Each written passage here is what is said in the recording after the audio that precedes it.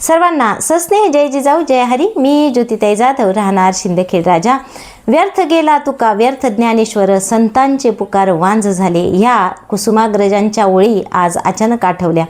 का? कारण माहिती आहे, काल सावित्रीबाई फुले पुणे विद्यापीठाने एक पत्रक काढलं आणि ते पत्रक अशा संदर्भात होतं की येणारा जो कुंभमेळा आहे नाशिकचा, त्या कुंभमेळ्यामध्ये श्रमदान करण्यासाठी मुलं पाठवण्यात येणार आहेत. म्हणजे विद्यापीठाचे विद्यार्थी त्या ठिकाणी पाठवण्यात येणार आहेत आणि तिथं श्रमदान केल्यानंतर मुलांना अतिरिक्त गुणदान केल्या जाणार आहे. म्हणजे अतिरिक्त मार्क्स, एक्स्ट्रा मार्क्स त्याचे दिले जाणार आहेत.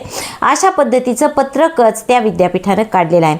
बंधू भगिनींनो, सगळ्यात पहिलं की सावित्रीबाई फुले यांच्या नावाने जे विद्यापीठ चालतं त्याच विद्यापीठानं अशा पद्धतीचं पत्रक काढावं, हा सावित्रीबाई फुले यांच्या नावाचा अपमान आहे.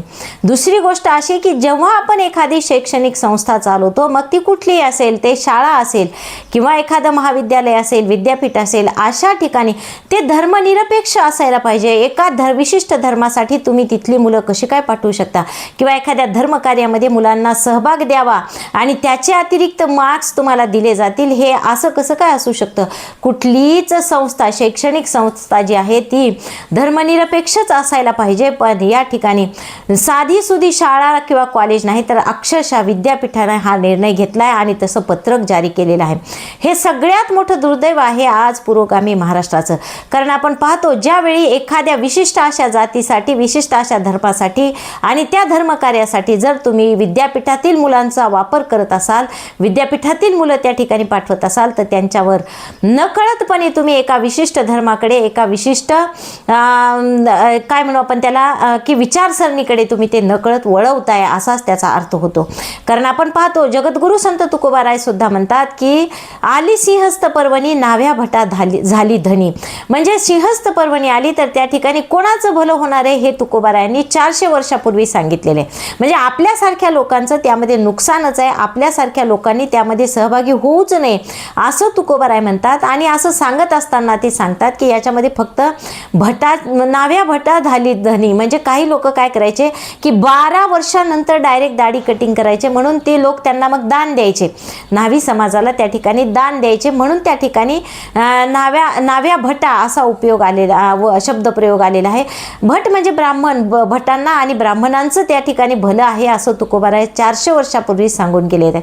आणि तुमचं आमचं मात्र त्यामध्ये कसलंच हित नाही हे त्यांनी आपल्याला सांगितले. असं असताना सुद्धा आजही ह्या कुंभमेळ्याचा किंवा अशा सिंहस्थ पर्वणीचा अशा पद्धतीने दुरुपयोग करून आपले मुलं त्या ठिकाणी पाठवले जात असतील, तर याचा तुम्ही आम्ही सर्वांनी निषेधच केला पाहिजे. कारण आपण पाहतो की त्या कुंभमेळ्यामध्ये काय असतं हे आत्ताच आपण बघितलंय. जो कुंभमेळा मागच्या वर्षी झालेला आहे, तर अक्षरशः महिला कपडे बदलतानाचे सुद्धा व्हिडिओ त्या ठिकाणी लोकांनी केले आणि ते व्हायरल केले. एवढंच काय, तर वेगवेगळे व्यसनं कशा पद्धतीनं ते साधू लोक करतात हे सगळं आपण आपल्या डोळ्यांनी पाहिले. असं असताना पुन्हा हाच कुंभमेळा आता नाशिकला आयोजित केला जात आहे आणि त्या ठिकाणी जर मुलं पाठवली, तर आपण बघितलं की मध्ये मी कावड यात्रेवरही एक व्हिडिओ टाकला होता, त्यावरही माझं मत मांडलं होतं की कावड यात्रेमध्ये जाणारे मुलं कसे व्यसनाधीन होत आहेत, त्या ठिकाणी गांजासारख्या पदार्थांचे कसे सेवन ते मुलं करतात आणि त्याचे ॲडिक्ट होतात, त्याच्या आहारी जातात आणि तोच प्रकार इथेही होण्याची शक्यता आहे. त्यामुळे हे सगळं काही बाजूला सारून आपण सगळ्यांनी आपली मुलं तिथं गेली नाही पाहिजे एवढी खात्री आपण करावी.